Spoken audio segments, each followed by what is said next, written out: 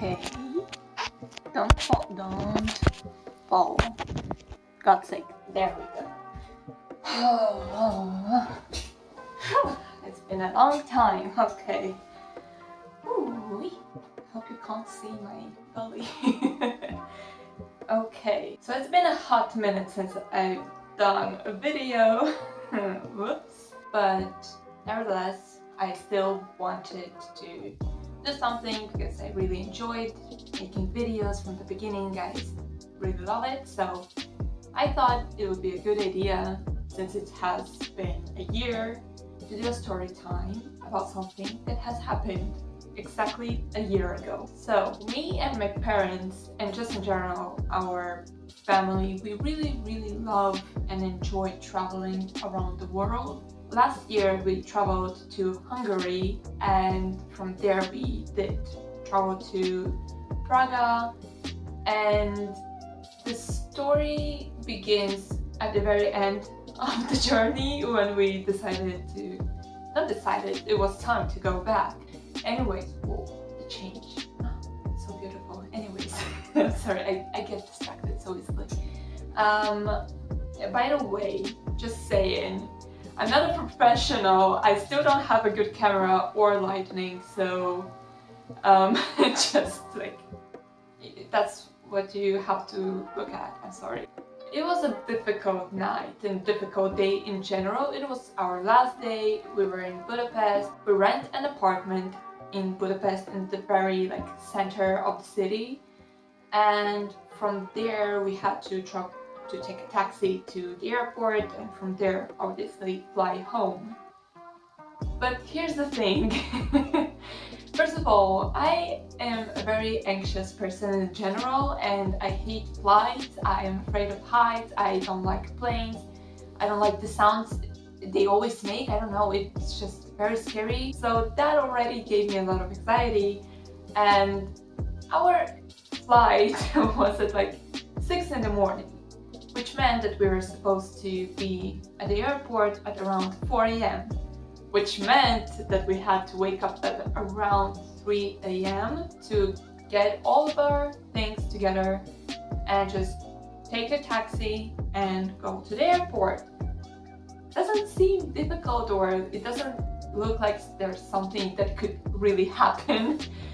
But me and my mom, we were ready. We were let's go downstairs, and only my dad was upstairs in the apartment, just looking around, making sure that we didn't forget anything. So me and my mom were downstairs, and obviously there's a door between the outside street and the inside of the building, and we were on the inside, and there was this guy which looked at us the whole time creepily. It was so creepy. Thank goodness our street was very busy, and there were other people. Even though it was in the middle of the night, there were still people, which made me feel a little better, I guess.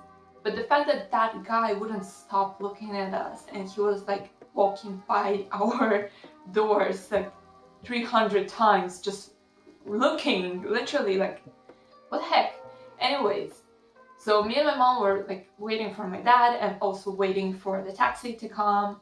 We have called them. It's been around 15 minutes.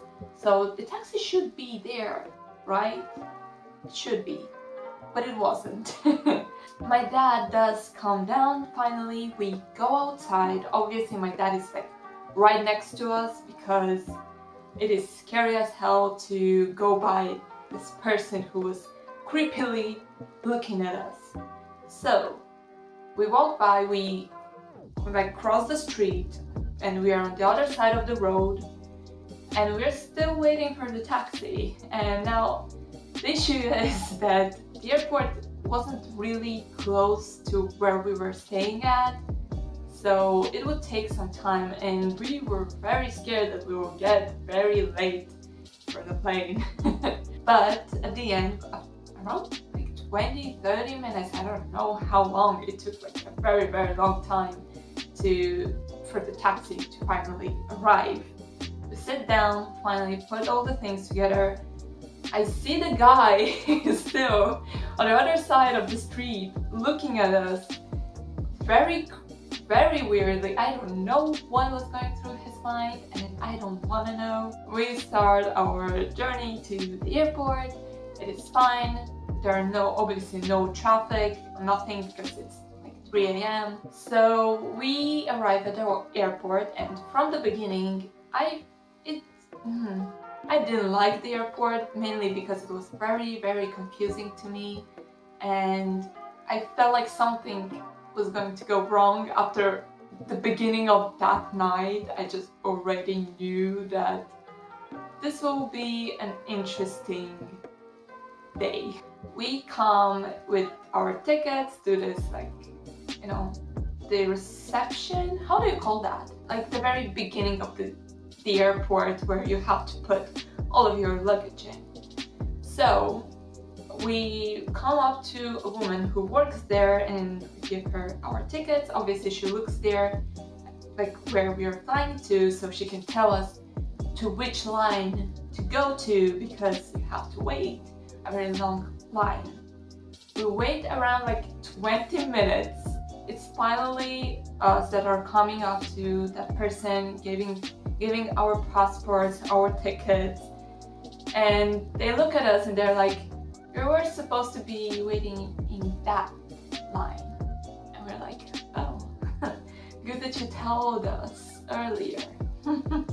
We take all of our luggage, move on to the other line, and obviously we want to make sure that this is the right one so we don't have to wait again. Usually the TV says like what's going on, at what time your checkout is, at what time your airplane is like taking off, and we were looking at it and we weren't going, trying to cut off the line and like get in the middle of the line, because we wanted just to look at the TV and then go back to the line where we are supposed to be, because we are like normal people. We're not going to get into arguments with others just to get in the middle of the line. So one of the guys thought the exact opposite and thought that we were trying to get in before him, and he was like, "We are waiting in this line for so long, you have no right to be here." We were like, "Chill." Says chill, everything's fine, we're not trying to get into the line.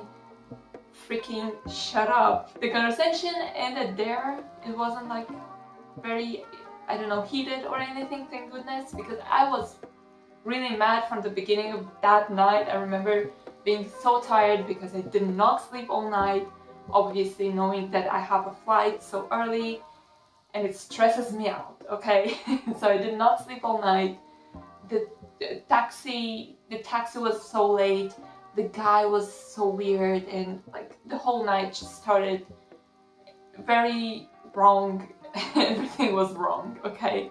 Anyways, we go to the back of the line, wait, because now we checked that it is our line, that we're waiting for the right checkout, or whatever you call that, for God's sake. We end that, thank goodness, everything's fine. We go through all the other checkouts and we go to our gate, supposedly, and we sit there. My dad went to one of the shops to buy some water, I guess, or something. And a few minutes later, he comes back running to us. And I'm like, "Why are you running, Dad?" And he's like, "Didn't you hear the voice? Like the person who usually like talks and updates about all the gates, about all the flights." We were like, "No." He was like, "Our flight is going to be earlier and we should go to the gate already." We thought that we were going to be late. We started looking around and there's no gate number that we needed. And we were looking around and there was like all the numbers except for number 8. And we were like, where do we go? We started looking around. I don't think we asked, we just saw like an arrow like showing down. So there were like stairs that you could go downstairs, which we didn't know or didn't notice. So we did go there. We went downstairs and we see one door, and obviously we thought that that was our gate. But the moment we tried to open it, I get so stressed because the door doesn't open, which to me meant, oh shit, we're late. So I was like already so ready to just break down. I was ready to break down, to cry, and I was like, this whole thing is just, what is going on, for God's sake. But thank goodness there was like, the door was made of glass, which meant that we could see through it, and there was a guy who was like, no, go there, the other way. Which we turned around and we see another door and it's open. We go through it and we think everything is fine now, because this is like the last checkout.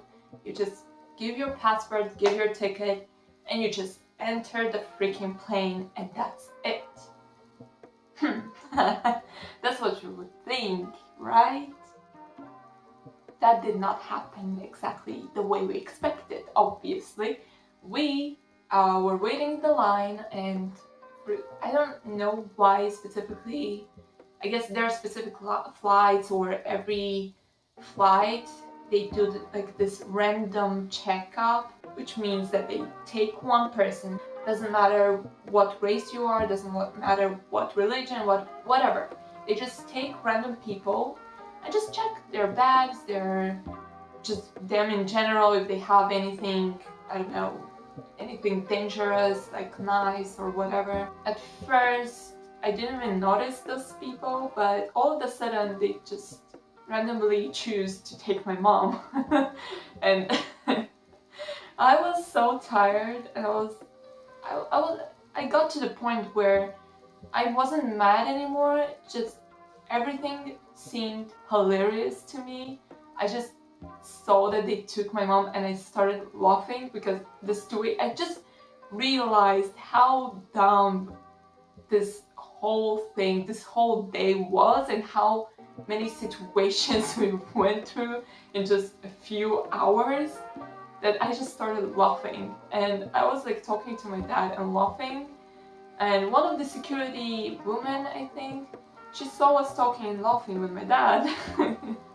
So she was like, weird, let's take you for a checkup. So they took my dad for a checkup, and I started just losing it. I laughed even harder because, like, come on, like the whole situation, those are like 2 hours of my life, and so many things have happened in just those 2 hours. I went through so much stress that I was like, oh my God, for God's sake, when will it end, for God's sake?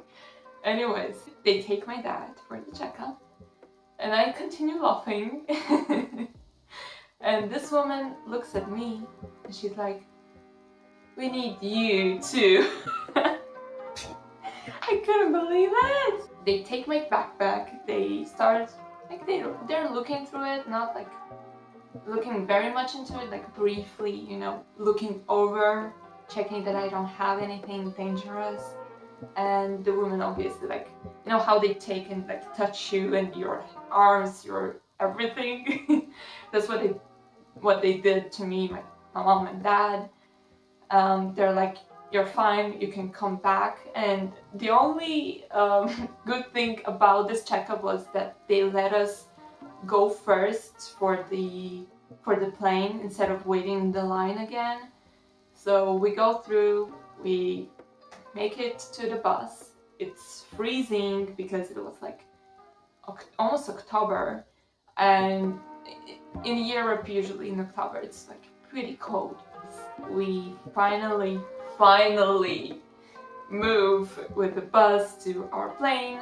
We get on the plane, and that's the moment when I'm super stressed and I'm very anxious. I really I just cannot stand planes for some reason. They just make me anxious. I can't do anything about it. That's usually what happens. I would just either cry or like start really shaking. But that did not happen. I was so tired from the whole thing. I did not sleep all night, and it was almost 6 a.m. by the time we got on the plane. So I was just dead tired, and I could not believe it, but I passed out on a plane.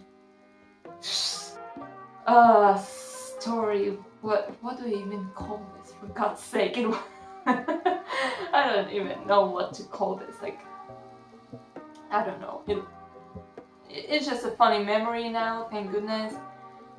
But it was a lot at the time, so yeah. I came back home, I went to sleep, I took a very, very long nap, and I was very much glad that everything was over.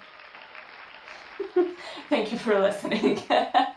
So anyways, I hope you enjoyed this story. It has been a hot minute since I also talked in English, so I feel like there are a lot of words that I did not pronounce right, or my sentences were like very mashed up, or didn't pronounce or say something correctly, which I apologize for. I'm sorry. English is not my native language. English is my third language, so yeah. Thank you, and I'll see you sometime soon. Bye!